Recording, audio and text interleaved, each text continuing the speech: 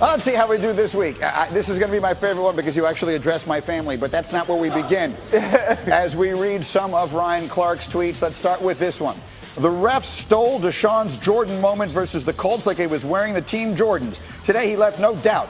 Came out in flu games, pushed off your fave Jazz, and hit all net. Dude is superb, and Dabo was right about one thing. You want the ball in his hands in crunch time. Go. Well, my big thing is this. Dabo Swinney said Deshaun Jackson was Michael Jordan. And if you look at what he's doing for the Houston Texans, that's what we getting. But last week, the refs took a play from him. The refs were the Detroit Pistons. They were the bad boys. But this week, he showed up to the game with the flu games on. And there was Byron Russell standing across from him. He crossed him over, pushed him off, and he hit bottom. And that's what Deshaun Watson is doing for this team. You lose J.J. Watt, it doesn't matter. You lose DBs, it doesn't matter. Because you have MJ, we could put Kerr in there. We could put Paxton. He is going to make plays happen, and that's what he's doing for this team. He got kicked in the face and threw a touchdown on the play. All right, the next one. Instead of his eye, it was Steve's Kerr eye, but we get what you're saying. Here we go. Next.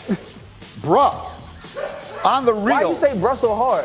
Well, because you have multiple exclamation points. Yeah, but it's just like, bruh. But I was trying to. But it's not bruh. It's like, bruh. Okay, I got you. Bruh. Dang! Okay, give it to him, Greedy. On the real, the Niners are a problem. Every week is like a No Limit album release. You know what's going to be all of them. You're going to get Mac, Mystical, Fiend, Silk, Deshaka, everybody. It's never going to be just one. All get a bar, and when they do, it's going gold. Okay, then, Greedy. Okay, then, Greedy. Okay, Greedy.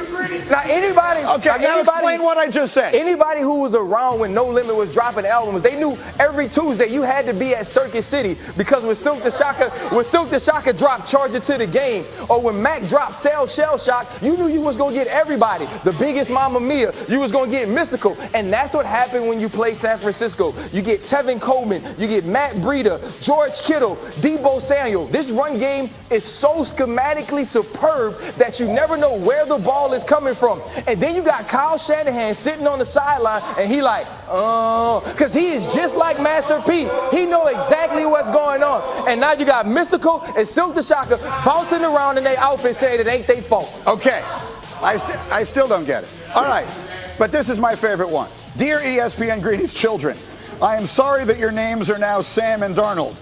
I will pay for your Uber to your name change. You know, sometimes your dad gets a little excited. We all get fooled at times. I mean, Ryan Pace moved up for Mitchell. All love, Uncle RC. Stevie, Nikki, this is your aunt. And, you know, I get to see your dad every week, and he talks about the way he changed your name. And I want to fix that for you. When a guy says he sees ghosts, is that the type of person you want to be named after?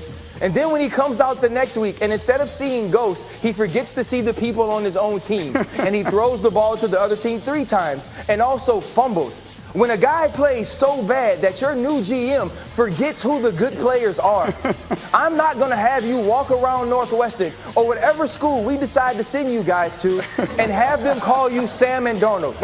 So Uncle Ryan's going to pay for your Uber. I will actually pay to get your name changed back. And listen, I know Pops has bread, but he won't be able to bring himself to change your names back. But I'm here for you. Oh, that was a very nice moment. Oh, thank you very much. Okay, Nikki and Stevie, your names are back to Nikki and Stevie. Listen, even I can't fight it anymore. All right, let's move on to the next subject. That's well done. Browns. They lost convincingly to the Patriots, 27-13, to fall to 2-5. Cleveland turned the ball over 3 times while their offensive line gave up 5 sacks. Let's, however, take a look at their upcoming schedule. Because with the Browns at 2-5, even with all their problems, they have a real shot to go on a roll. Only one of their next 7 games are against opponents with a winning record. According to FPI, they have the 2nd easiest strength of schedule remaining. So, by show of hands at this table, who believes the Browns have a second-half run of consequence in them?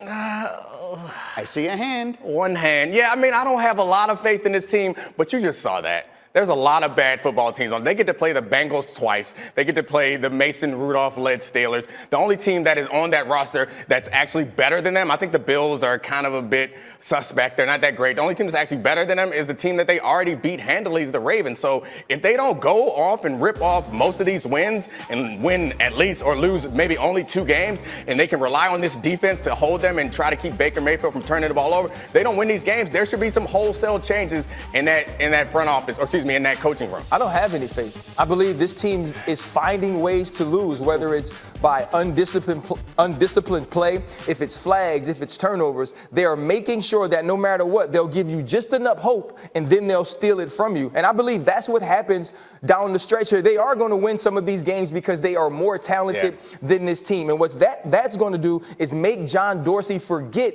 about what they look like when they play good teams and continue this on with Freddie Kitchen. And I believe that holds Baker Mayfield back from being what he can truly be. You could wrap your head around saying that they played pretty well against the Patriots with the exception of those 3 early turnovers. But the problem is when you're throwing interceptions on shovel passes, you can't really believe in that. Like, that's the safest thing you can do. They managed to give the ball away on the safest play possible. You can't blame that on Freddie Kitchen. Domonique, and since you're explaining things the way you're extremely intelligent, you've actually had real jobs in life. I have not. Explain this away from me. All right, here we go. It's 4th and 11. You're going to punt the ball. I can't explain this. You get a penalty, and you decide. You get moved back 5 yards, and you decide, you know what? That was too close. Now, from 16, we got them right where we want them, and you march your offense back out on the field. So Freddie Kitchens did that, and there is no explanation for that. And he also wanted to save his timeout. So if you think that you're going to win, you should have been ready for that. It was not. It wasn't a surprise that it was 4th and 11. And it's things like that that make me feel that even though you have a roster with talented people, you won't find a way to win enough games to make this season consequential. They got the Cardinals and the Bengals. Like, they got to win something. We'll see. Those teams may be looking at it and saying, we've got the Browns.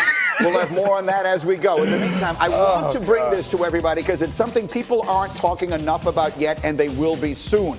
Heisman Trophy candidates, co-favorites entering the weekend. Jalen Hurts, no longer unbeaten. His Oklahoma team fell to Kansas State. He was sensational in the loss, but the loss will hurt. That means Joe Burrow is now alone as the Heisman favorite. Threw a touchdown in LSU's win against Auburn, has 30 on the year. No one has had more through 8 games in SEC history.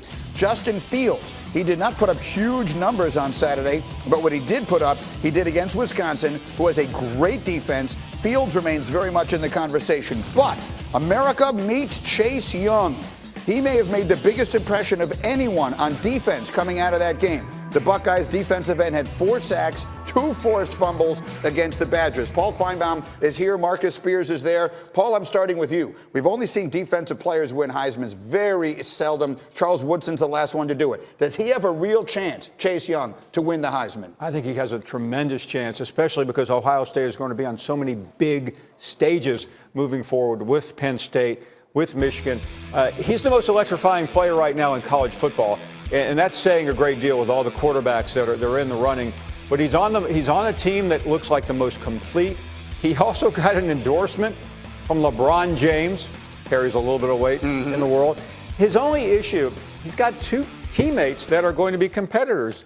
Dobbins, and also Justin Fields, the quarterback, and they could hurt each other, but I have a feeling that he is the one that's going to emerge from that team. Swagoo, what do you think? Hell no, ain't no DN winning the Heisman. Y'all know the truth.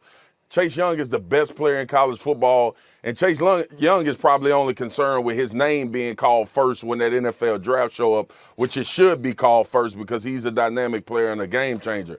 But this is a quarterback trophy. Let's be honest. Like, I love having it. I'm not a Heisman voter, so it may sound like I'm a little bitter because of that, but I really don't care about it. Joe Burrow, Justin Fields, Jalen Hurts. It'll be one of those 3 guys. And then Tua is still going to come back and have a huge opportunity against LSU as well. So we all know what this is boiling down to. I would love to say Chase Young has a chance, and 13.5 sacks is amazing. A lot of defensive ends would love to have it, but we know Chase Young ain't winning the Heisman. Marcus, that's falsehood. Marcus, I am a Heisman voter, and at my age, I'm willing you my vote because I may not be around for long. But here's the deal. Heisman voters, there are 870 of them, including 58 former Heisman winners.